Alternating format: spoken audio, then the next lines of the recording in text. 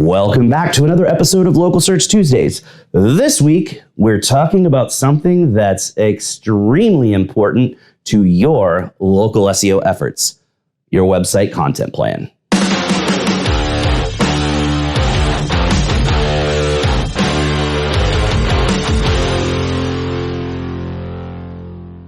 I've mentioned it countless times in this video series and probably every time I've spoken at a conference for over 10 years.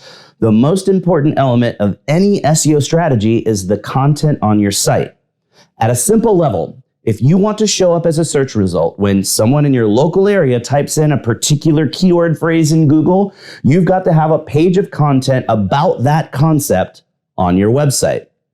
That's where a lot of businesses and marketers miss the boat.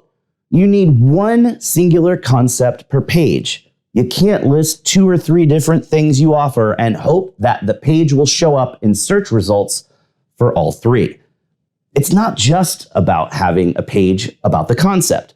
That page needs to be the best answer in the local area to the question that the searcher is asking. If you're writing the best answer in the local area to the question the searcher is asking, that typically means you're going to answer some of the subsequent questions that the searcher would ask after getting their initial answer. That's why most content sucks. It's super generic and only a few hundred words. Sure, you might be the best at what you do, but if your content isn't the best in the area, it won't matter.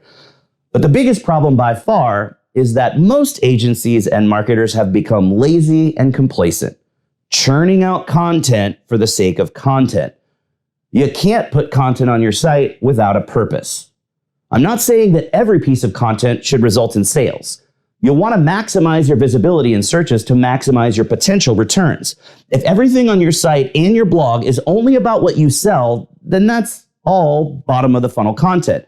It's a really narrow focus on the potential audience of local customers. You'll only show as a search result for someone who's looking to buy right now.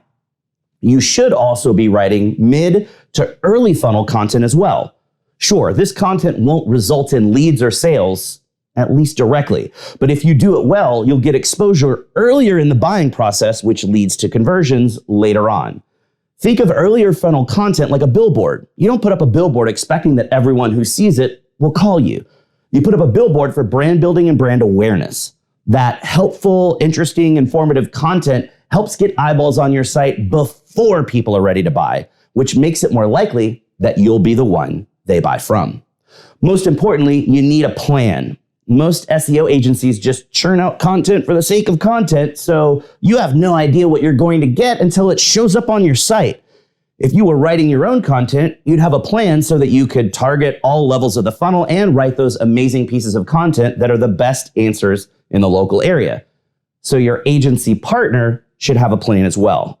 Make sure they share that plan with you so you know what's coming. It's a point of transparency so you know they're doing what you're paying them to do. It's also a point of collaboration since you can work with them on that plan and be more active in the direction of your marketing efforts instead of being surprised at the super crappy post that randomly shows up on your blog. That's why having a content plan is important. It takes time and effort to write amazing content that will show up well in local searches. That's all the time we've got left for today's episode, so you know what that means. Put your hand on the screen right here. We totally just high-fived because you learned something awesome. Thanks for watching, and we'll see you again next week for another episode of Local Search Tuesdays.